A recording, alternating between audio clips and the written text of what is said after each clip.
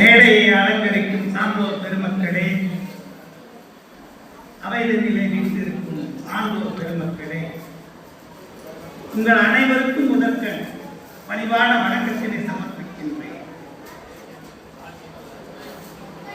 நம்முடைய அடிகளார் அவர்கள், மீண்டும் சொல்கின்றேன், நம்முடைய அடிகளார் அவர்கள் பகுத்தறிவோடு சிந்தித்த துறவி. மத தலைவர்கள் என்பது வேறு, துறவிகள் என்பது வேறு. நான் இந்த மதத்துக்கு தலைவன் என்றால் நீங்கள் மத தலைவர் இருங்கள், வாழ்த்துங்கள், வணங்குகிறோம். ஆனால் துறவி என்பவர் எப்படிப்பட்டவர்? அனைத்தையும் துறந்தவர் தான் துறவி. என் சாதி, என் மதம், என் இனம் என்ற அனைத்தையும் துறந்து விட்டு இறைவன் எப்படி அனைத்துக்கும் பொதுவாக இருக்கின்றாரோ அப்படி ஒரு பொதுவான பார்வையை கொண்டு அனைவருக்கும் பொதுவாக இருப்பவர் தான் துறவி. அத்தகைய துறவு நிலையை கொண்டு வாழ்ந்து காட்டிய புரட்சி துறவி நம் அடிகளார் அவர்கள். அவர்களை பற்றி சொல்வதற்கு ஏராளமாக இருக்கிறது. முதலில் அவர் ஒரு சுதந்திர போராட்ட தியாகி. பெற்ற தாயும் சிறந்த பொன்னாடும் நற்றவ வாணியும் நனி சிறந்தது அல்லவா? தேசப்பற்று மிக்கவர், சுதந்திர போராட்ட தியாகி அடிகளார். நாடு விடுதலை பெற்றது. ஐயா அவர்கள் எப்படி மகா சன்னிதானமானார்கள்? சாதாரணமாக ஒரு வாழ்க்கை வரலாற்றை படித்து பார்த்தால் தெரியும். கணக்கராக சேர்ந்தார்கள். தன்னுடைய அர்ப்பணிப்பு உணர்வினால் மகா சன்னிதானமாக கண்டெடுக்கப்பட்டு உயர்ந்து நிலைத்து வந்தார். பொதுவாக அவருடைய சமூக பார்வையை பற்றி விரிவாக கொள்ள வேண்டும். பொதுவாக அந்த கால வழக்கப்படி மகா சன்னிதானமானவுடன் பல்லக்கு இருக்கிறது. ஏராளமானோர் காத்திருக்கின்றார்கள். மகா சன்னிதானம் பல்லக்கிலே அமர வேண்டும், நாங்கள் தங்களை தூக்க வேண்டும், அந்த வாக்கியம் எங்களுக்கு கிடைக்க வேண்டும் என்றெல்லாம் சொல்கின்றார்கள். அடிகளார் பல்லக்கில் நான் அமர்வதா, நீங்கள் தூக்குவதா? மனிதனை மனிதன் தூக்குவது தவறல்லவா? நானும் நடந்து வருகிறேன், நகர்வளம் செல்வோம் என்று நடந்து வந்து நல்ல பாதையினை காட்டிய பண்புள்ள துறவி நம் அடிகளார் அவர்கள். தேசப்பற்று மிக்கவர், தமிழ் பற்று மிக்கவர். ஏனைய துறவிகள் எல்லாம், மடாதிபதிகள் எல்லாம் பிறக்கும் நிலை பற்றி பேசினார்கள். தலை வழியே பிறந்தான், கால் வழியே பிறந்தான் என்று. நம் அடிகளார் மட்டும்தான் இருக்கும் நிலையை பேசுங்கள் என்று சொன்னார். மக்கள் இப்போது இருக்கின்ற நிலையை பேசுங்கள். நம்முடைய பீடத்தில் இருந்து நாம் இறங்குவோம், சற்று நடப்போம் என்று நடந்து காட்டியவர். கலவரம் என்பது கீழவெண்ணனின் கலவரம். அந்த கொடுமையை மறக்க முடியுமா?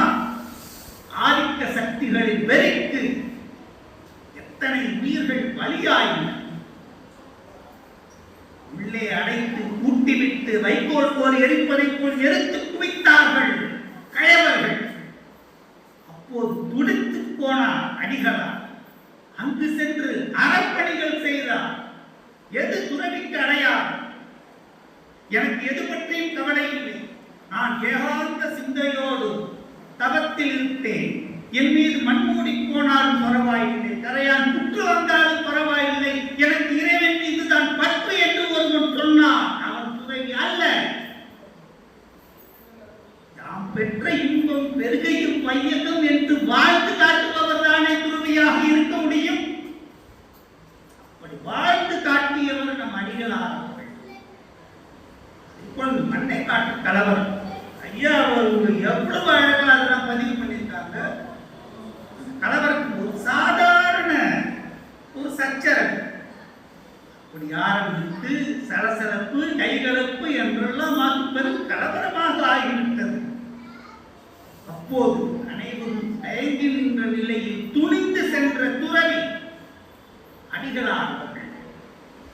எம்ஜிஆரை பாராட்டினார், இவரல்லவா துறவி என்று. அதுதான் துறவின் இலக்கணம். எது என்ன நடந்தாலும் பரவாயில்லை, நான் இறைவனை பற்றி மட்டுமே சிந்தித்துக் கொண்டிருப்பேன் என்றால் அல்ல. இந்த சமூகம் உங்களை தாங்குகிறது.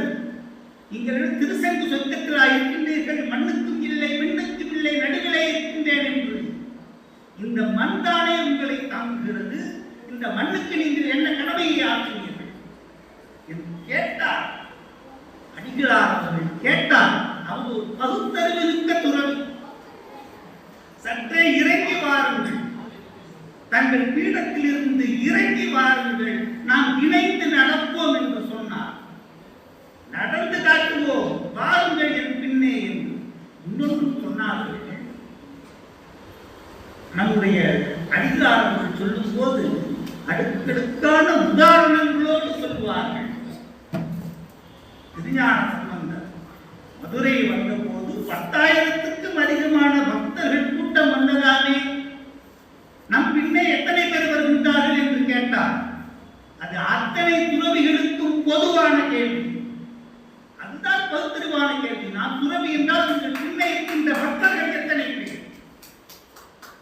நான் இந்த மதத்துக்கு மட்டும் துறவி, இந்த சாதிக்கு மட்டும் துறவி என்று சொன்னால் எத்தகைய கொடுங்கோன்மைத்தனம் அது! உறவு பூண்டவன் அனைவருக்கும் பொதுவாக இருக்க வேண்டும் என்று சொல்லி நடந்து வாழ்ந்து காட்டிய மாமனிதர் அடிகளார்.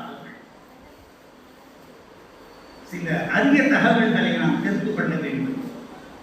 இப்போது தமிழில் அர்ச்சனை என்று கோயில்களிலே போட்டிருக்கின்றார்கள். 50 ஆண்டுகளுக்கு முன்பேயே வலியுறுத்தி சொன்னவர் அடிகளார் அவர்கள். அது மட்டுமல்ல, கருவறை உரிமை பற்றி 50-60 ஆண்டுகளுக்கு முன்பே முழங்கியவர் அடிகளார் அவர்கள். சொன்னார்கள், சாத்திரம் பல பேசும் சழக்கர்கள் கோத்திரமும் குலமும் என் செய்யும் என்று கேட்டார். சிலர் கொதித்து போனார்கள். அடிகளார் திருத்திக் கொண்டே சொல்கின்றார், இது நான் வழிமொழிகின்ற ஒன்று, இதனை முன்மொழிந்தவர் அன்று அப்பர் பெருமான். 1200 ஆண்டுகளுக்கு முன்பே அப்பர் பெருமான் முழங்கியதைத்தான் நான் இப்போது உங்களுக்கு சொல்கிறேன் என்று சொன்னார். அதுதானே பழந்தமிழர் பண்பாடு. அதற்கு சான்றுகள் சொன்னார். அப்பர் பெருமான் அந்த திருவையாறு சென்றிருக்கிறார் அல்லவா? அப்போது அப்பர் பெருமான் பாடுகிறார். அன்பு நண்பர்களே, இறைவனாலேயே நாவுக்கு அரசன் நீ வாகீசனே என்று போற்றி புகழப்பட்ட அப்பர் பெருமானை விடவா பக்தியில் நாம் நிற்கின்றோம். அப்பர் பெருமான் பாடினார். எப்படி பாடினார்?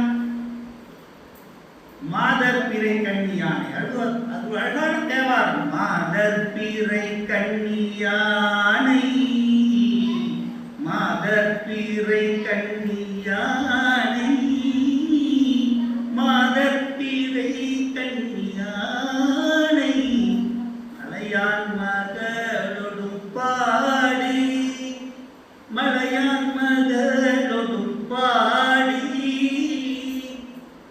ஓதோடு நீர் சுமந்து, ஓதோடு நீர் சுமந்தேத்தி, புகுவாரவர் பின் புகுவே.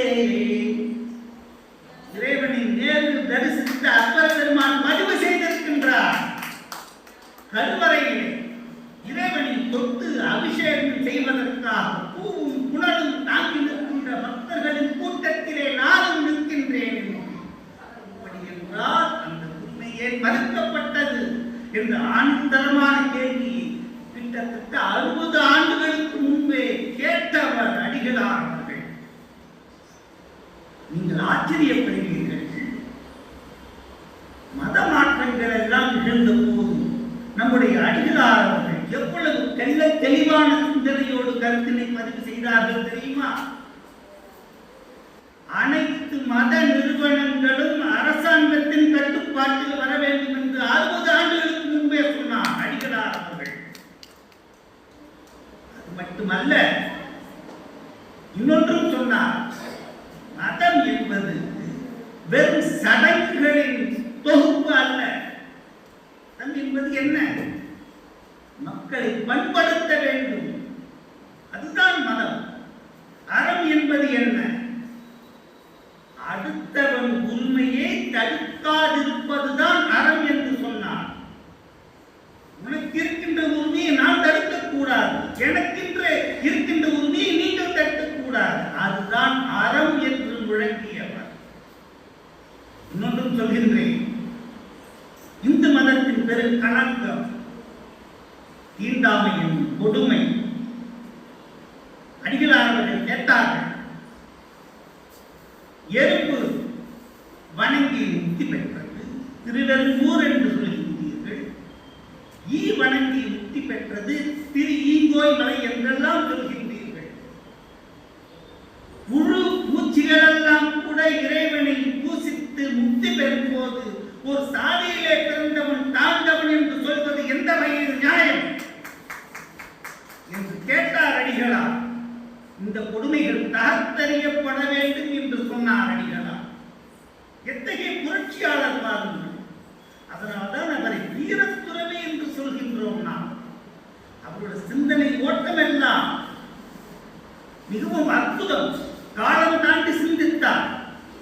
இன்னும் 50 ஆண்டுகளுக்கு பிறகு எப்படி இருக்கும், 100 ஆண்டுகளுக்கு பிறகு எப்படி இருக்கும் என்று அப்போதே சிந்தித்து உறுதியாக சொன்னார். இன்னொன்றும் சொல்கிறேன், நீங்கள் ஆச்சரியப்படுவீர்கள். அனைத்து மக்களுக்கும், அனைத்து மதம் சார்ந்த மக்களுக்கும் பொது சட்டம் வர வேண்டும் என்று துணிந்து குரல் கொடுத்தவர் யார் தெரியுமா? நம் அடிகளார் அவர்கள். அதனால் தான் அவரை வீரத்துறவி என்று போற்றுகின்றோம். பெண்களின் உரிமையை பற்றி சொன்னார்கள் அடிகளார். அர்த்தநாரீஸ்வரன் என்றெல்லாம் ஆண்டவனை வணங்குகின்றீர்கள். நீங்கள் பெண்களுக்கு என்ன பெருமை செய்தீர்கள்? பெண்களுக்கு தேவை கல்வி, பெண்களுக்கு தேவை உத்தியோகம், பணி. நீங்கள் சுயமாக இருக்க வேண்டும் என்றால் படியுங்கள், பணியில் இருங்கள் என்று சொன்னார். பினான்சியல் இண்டிபெண்டன்ஸ் எப்படியெல்லாம் சிந்தித்திருக்கின்றார் பாருங்கள். பெண்மையை போற்றுவோம் என்று சொல்வதால் பலனில்லை, அவர்களை சிறப்பு செய்ய நீங்கள் என்ன செய்தீர்கள்? ஆடவர்கள் அவருடைய சமூக பார்வை அதுதான். பூஜை புரஸ்காரம் என்று தன்னுடைய பூஜை அறையிலேயே அவர் இருந்தால் 10ஓடு 11ஆக போயிருப்பார். அவரை பற்றி நாம் இப்போது ஏன் பேசப் போகிறோம்? சமுதாய பார்வை அவருக்கு இருந்தது. இந்த சமூகம் செழிக்க வேண்டும், தழைக்க வேண்டும், இங்குள்ள அனைவருக்கும் சம உரிமை வேண்டும் என்று சொன்னார்கள். அதற்காகத்தான் பாடுபட்டார்கள். அதனால்தான் அவரை வீரத்துறவி, புரட்சி துறவி என்றெல்லாம் நாம் சொல்கின்றோம். இன்னொன்றும் சொன்னார்கள். அடிகளார் சொல்லும் போது பெரும் தத்துவ விளக்கங்களை கூட சிறு சிறு உதாரணங்கள் மூலமாக சொல்வார்கள். அதான் அவர்களுடைய சிறப்பு.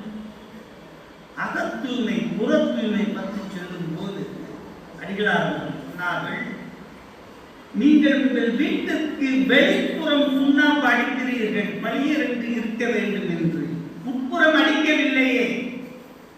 உட்புறமும் சுண்ணாம்பு அடித்தால்தான் வியாதி வெட்ட இல்லாமல் இருக்க முடியும். அடிகளார் சொன்னார்கள், புற தூய்மையிலேயே இருக்காதீர்கள், உங்கள் அகம் தூய்மையாக இருந்தால்தான் புற தூய்மைக்கு அடையாளம் என்று சொன்னார்கள். ஐயா, தேசப்பற்று மிக்கவர் என்று சொன்னேன் அல்லவா?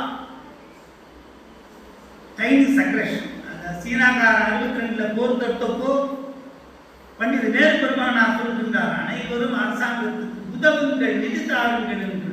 நம்முடைய அடிகளார் அவர்கள் என்ன செய்தார்? ஓடோடி சென்று நிதி வசூல் செய்தார். பண்டித நேரு பெருமானார் கொடுக்கும் போது ஐயா அவர்களுக்கு அழகாக அதை பதிவு செய்திருந்தார்கள். நிதியினை கொடுக்கின்றார். நேரு பெருமகனார் பார்க்கின்றார், நீங்கள் துறவியாற்றி உத்திராட்சம் இங்கேயும். அடிகளார் சொல்கின்றார் அமைதியாக, அதனையும் விட்டுவிட்டேன், அதன் மூலம் கிடைத்த கணிசமான தொகை இது என்று கொடுத்தார்கள். அந்த தேசப்பற்று அல்லவா துறவிக்கு இருக்க வேண்டும். அதற்கு அடையாளமாக திகழ்ந்தவர் நம் அடிகளார். அவரை பற்றி சொல்வதாக இருந்தால் அனைத்திலுமே காலம் தாண்டி சிந்தித்தவர். எப்படி இருக்க வேண்டும் இந்த சமுதாயம், ஏன் ஒற்றுமை இல்லாமல் இருக்கின்றார்கள்? நமக்குள்ளேயே பிரிவினைகள் இருந்தால் அதை வளர்ப்பதுவா ஒரு துறவியின் இலக்கணமாக இருக்க முடியும்? தவறுகளை சரி செய்ய வேண்டும். வெற்று சடங்குகளின் கோப்பாக இருக்கக்கூடாது. வழிபாடு என்பது பக்தனை கைப்பிடித்து பக்குவப்படுத்தி பிறவா பெருநிலையை அளிப்பதுதான் உண்மையான துறவுக்கு இலக்கணம் என்று சொல்லி நடந்து காட்டியவர் அடிகளார். தீண்டாமை என்று சொல்லி ஒரு கொடுங்கோன்மைத்தனத்தை அரங்கேற்றணும் அல்லவா? கோயிலுக்கு நீ வரக்கூடாது, மடத்துக்கு வரக்கூடாது, வீட்டுக்கு வரக்கூடாது என்று வெட்டிக்கேடான செயலை நாம் செய்தோம். இந்த காலகட்டத்திலே அடிகளார் அவர்கள் அத்தகைய பெருமக்களை மடத்தில் அனுமதித்து சமைக்கவும் செய்தார்கள்.